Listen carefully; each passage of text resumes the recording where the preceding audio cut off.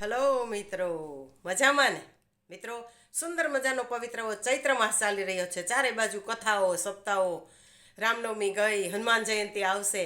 આવા સુંદર દિવસોની અંદર આપણે પણ કંઈક એવી વાતો કરીએ.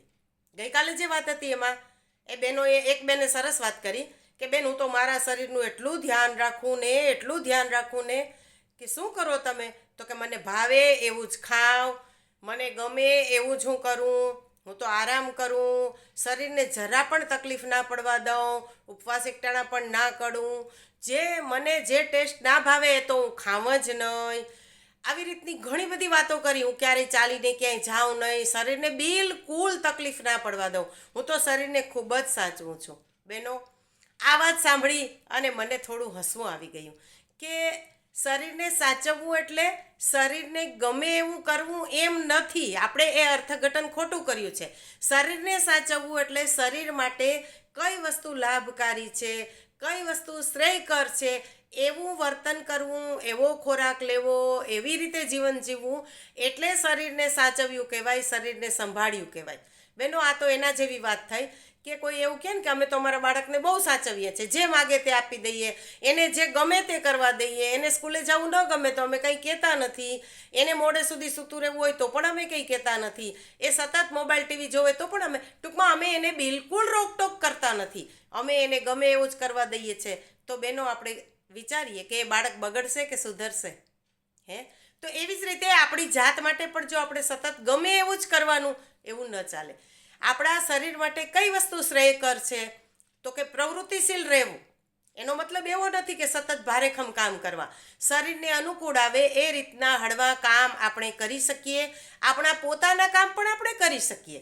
ઘણી વખતે આપણે સક્ષમ હોવા છતાં બીજા ઉપર ડિપેન્ડ થઈ જતા હોઈએ છીએ. એ ખરેખર ખોટી વસ્તુ છે. ઉલટાનું આપણે બીજાને મદદરૂપ થવું જોઈએ.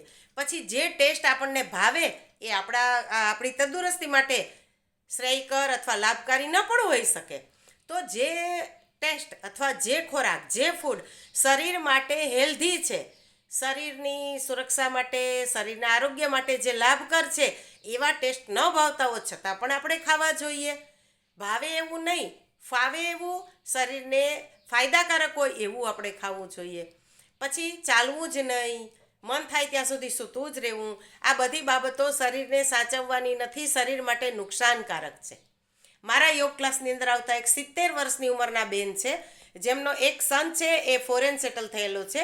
એ બંને જણા છે, છતાં એ બેન ઘરનું તમામ કામ જાતે કરે છે. આજની તારીખમાં જ્યારે 6 વાગે યોગ ક્લાસમાં આવે ત્યારે એના ઘરનું અડધું કામ તો કરીને આવ્યા હોય, કારણ કે 4 વાગ્યામાં ઉઠ્યા હોય.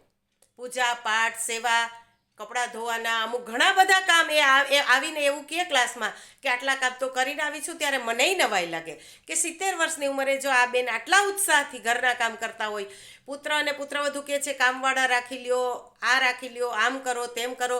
ત્યારે બેન સરસ કહે કે ભાઈ, અમારા 2 જણાનું કામ હું જાતે કરું એમાં મને આનંદ આવે છે, મને ખુદને આત્મસંતોષ થાય છે કે હું મારું કામ જાતે કરી શકું છું, મારા પતિનું કામ પણ કરી શકું છું, અને એટલે મારી તંદુરસ્તી પણ સારી રહે છે. અને યોગ ક્લાસમાં પણ રેગ્યુલર આવે છે એ બેન. એને જોઈ અને અમારો બધાનો ઉત્સાહ વધી જાય છે. તો બહેનો, જો જીભ ઉપર કંટ્રોલ આવી જાય તો સ્વાસ્થ્ય તો સુધરી જાય, પણ સંબંધ પણ સુધરી જાય. જ્યારે આપણા શરીરને આપણે સતત પ્રવૃત્તિશીલ રાખશું ને, ત્યારે આપણું મન પણ એમાં જોડાઈ જશે. આ અનુભવ કરવો હોય તો કરજો. નવરા બેઠા હશો ત્યારે નણંદ આવી છે, સાસુ આવી છે, ભાભી આવી છે, કાકીજી આવ્યા છે, ન કરવાના કેટલાય વિચારો આવશે, પણ સતત આપણે જાતને પ્રવૃત્તિશીલ રાખશું તો આવા કોઈ વિચારોને અવકાશ નહીં રહે. આપણા સંબંધો પણ સુધરી જશે, આપણું મન પણ બગડતું અટકી જશે. ઘણી વખતે તો આપણું મન પણ કચરાપેટી જેવું થઈ જાય.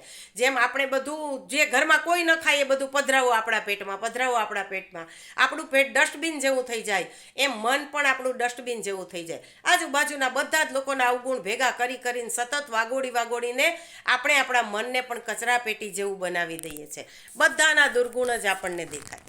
અમારા ક્લાસમાં એક બેન સરસ વાત કરે કે મારા નણંદ કેવું પડે, એવા એનો સ્વભાવ. અરે, મારા છોકરા તો ફૈબા આવવાની રાહ જોતા હોય, બાળકોને એટલો આનંદ કરાવે, બાળકો માટે આટલી બધી ગિફ્ટ લાવે, આવું કરે, બધાને બહુ લાડ લડાવે, એવા સરસ નણંદ.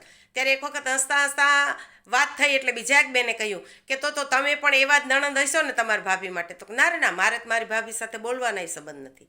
મને મારા નણંદ સારા હોય તો ગમે છે, પણ હું સારી નણંદ બનવા તૈયાર નથી.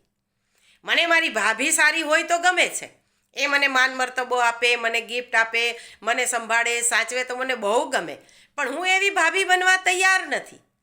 આ ખરેખર છે ને વિટંબણા. આ બેનો આપણે વિચારીએ ને તો આપણને તરત જ સમજાય કે ઘણી વખત આપણે એમ કે મારે અમારે નણંદ ભોજાઈને તો બહુ બને, પણ એમાં એ નણંદની મોટાઈ હોય છે. આપણે તો સાસરે આપણી ભાભી સાથે તો ભળતું નથી, તો બીજાની મોટાઈનો જસ આપણે લેતા શીખી ગયા છે. પણ આપણે ક્યારે એવું નથી વિચારતા કે જો મારી નણંદ આટલી સારી છે, મારા સાસુ આટલા સરસ છે, તો હું પણ એવી નણંદ, એવી સાસુ, એવી ભાભી બનવાનો પ્રયત્ન કરું તો ઘણો બધો ફાયદો થઈ જાય. તો મિત્રો, શરીરને સાચવવું એટલે શરીરને ગમે એવું કરવું નહીં. શરીર માટે જે શ્રેયકર હોય એવું કામ કરવું, એવો ખોરાક લેવો અને એવા વાણી વર્તન અને એવી આખી ટેવ પાડવી કે જેથી શરીર તંદુરસ્ત રહે. અને ચાલો ને, શુભસ્ય શીઘ્રમ, આજથી જ શરૂઆત કરી દઈએ. આવતીકાલે કોઈ નવી વાત સાથે ફરી પાછા મળીશું. ચાલો, સૌને જય શ્રી કૃષ્ણ.